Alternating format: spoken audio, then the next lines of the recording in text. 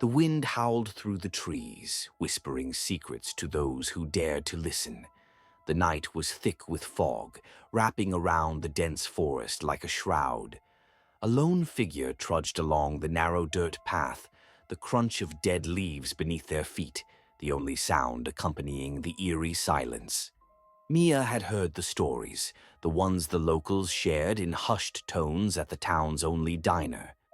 Tales of the woman in white, the weeping specter that haunted the old cabin by Blackwood Lake. She had dismissed them as folklore until now.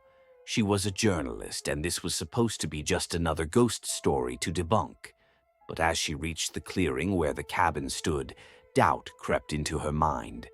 The structure loomed before her, its wooden walls warped with age, windows gaping like empty eyes. The air was thick with the scent of damp wood and decay. Mia hesitated before stepping onto the porch. The floorboards groaned under her weight, and she swallowed hard. She pushed open the door, its rusted hinges screaming in protest. The inside was worse than she imagined, furniture covered in white sheets, dust thick in the air, and a broken chandelier hanging precariously above. She raised her flashlight and scanned the room. Then she heard it, a faint sobbing. It was soft at first, almost like the wind playing tricks on her ears, but then it grew louder, more distinct, coming from somewhere deeper inside the house. Mia's heartbeat pounded in her chest. She followed the sound down a narrow hallway, each step echoing in the oppressive silence. The sobbing led her to a door at the end of the corridor. It was slightly ajar. With a shaking hand, she pushed it open. Inside, the room was unnaturally cold. A single rocking chair sat in the center, creaking as it moved ever so slightly. The sobbing had stopped. Mia's breath hitched. The air felt thick, pressing against her chest like an unseen force. Then she saw it, a faint outline of a woman standing by the window, her back turned. Mia could barely breathe. The figure didn't move, but the air seemed to crackle with energy. Gathering her courage, she whispered, "Hello."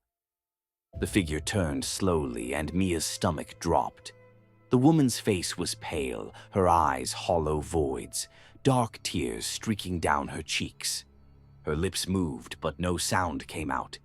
Then, without warning, she let out an ear-piercing wail, a scream so filled with agony that Mia stumbled backward, her flashlight flickering. The walls of the room shook, the rocking chair toppling over. A gust of wind rushed past Mia, slamming the door behind her. Panic surged through her as she scrambled to her feet, running down the hallway.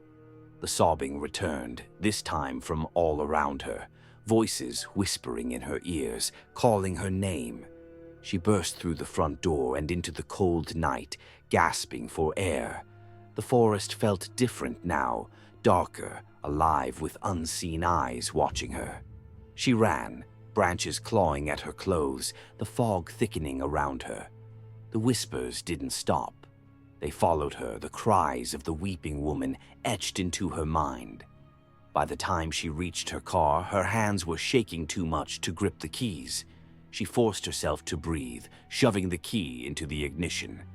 The engine roared to life, and she sped away, her rearview mirror reflecting the silhouette of the woman standing at the edge of the trees, watching. Mia never wrote the article. She never spoke of that night. But she knew the truth. Some stories aren't meant to be told. Some ghosts don't want to be forgotten. And some doors, once opened, never truly close.